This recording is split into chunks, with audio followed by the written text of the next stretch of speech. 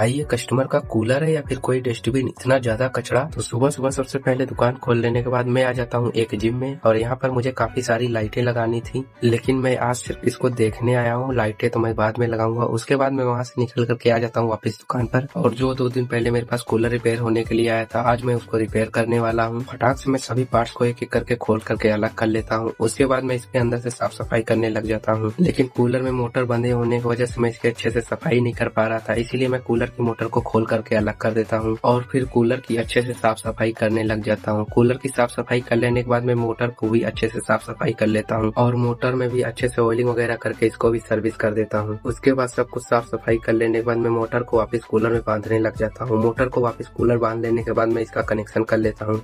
उसके बाद कूलर के पल्लों में से मैं पुराना वाला हनी कॉम्ब निकालने लग जाता हूँ और इसमें मैं नया हनी कॉम्ब डालूंगा। तभी मेरे पास ये कस्टमर का फोन आ जाता है, तो मैं इनके घर चला आता हूँ, लेकिन इनके यहाँ लाइट नहीं थी, तो मैं कूलर को अपने दुकान पे मंगवा लेता हूँ। तभी मेरे पास एक कस्टमर अपना आयरन लेकर के आ जाते हैं और इनको इस आयरन में नया वायर लगवाना था। मैं सबसे पहले इनके आयरन में ही वायर लगाने लग जाता हूँ। और आप लोग सोच रहे होंगे ये मैं कौन सा वायर लगा रहा हूँ इस आयरन में, लेकिन मैं आप लोग को बता दूं ये वाला वायर लगाने के लिए मेरे को कस्टमर ने ही बोला है। फिर मैं इनके आयरन में नई वायर लगा देता हूँ और इनको चला करके चेक करा देता हूँ और अपने काम के पूरे 200 रुपए ले लेता हूँ। उसके बाद मैं इस कूलर को देखने लग जाता हूँ और जैसे ही मैं इस कूलर को खोल करके देखता हूँ मैं हैरान रह जाता हूँ। इस कूलर के अंदर इतना ज्यादा कचरा था, इतनी ज्यादा गंदगी थी और चूहों ने इसका पूरे तार को काट के रख दिया था, पूरी लीड वायरिंग सब कुछ खराब करके रख दिया था। तो सबसे पहले मैं कूलर की साफ सफाई करने लग जाता हूँ। कूलर की साफ सफाई कर लेने के बाद मैं इस कूलर की वायरिंग को ठीक कर देता हूँ, अच्छे से नई वायरिंग कर देता हूँ और इसमें एक नई लीड भी लगा देता हूँ। उसके बाद मैं वापस कूलर को फिट कर देता हूँ और अच्छे से चला करके चेक करा देता हूँ और अपने काम के पूरे 300 रुपए ले लेता हूँ। फिर मैं इस वाले फ्रेम के पुराने वाले हनी कॉम्ब को फेंक करके इसमें नया हनी कॉम्ब लगाने लग जाता हूँ। दोनों फ्रेम में अच्छे से हनी कॉम्ब लगा लेने के बाद इस कूलर में एक नया टिल्लू भी लगाना था, तो मैं इसमें एक नया टिल्लू भी लगा देता हूँ। उसके बाद दोनों साइड के फ्रेम को मैं कूलर में फिट करने लग जाता हूँ। दोनों फ्रेम को कूलर में फिट कर लेने के बाद मैं इस कूलर की फिर से एक बार साफ सफाई कर देता हूँ। साफ सफाई कर लेने के बाद मैं कूलर को चला करके अच्छे से चेक कर लेता हूँ और इस कूलर को कस्टमर कल ही लेकर जाएंगे, इसलिए मैं कूलर उठा करके साइड में रख देता हूँ। फिर मेरे पास एक कस्टमर ये पंखा लेकर के आते हैं जिसकी वायरिंग चेंज करनी थी, लेकिन जब मैं इस पंखे को खोल करके चेक करता हूँ तो इसके वायरिंग के साथ साथ इसका सॉफ्ट भी कटा हुआ था और मेरे पास इसका सॉफ्ट नहीं था, इसीलिए मैं कस्टमर से बोलता हूँ अब आप इसको कल ही लेकर के जा सकते हैं। और दुकान बढ़ाने का भी टाइम हो रहा था, इसीलिए मैं भी दुकान बढ़ा करके चला जाता हूँ घर।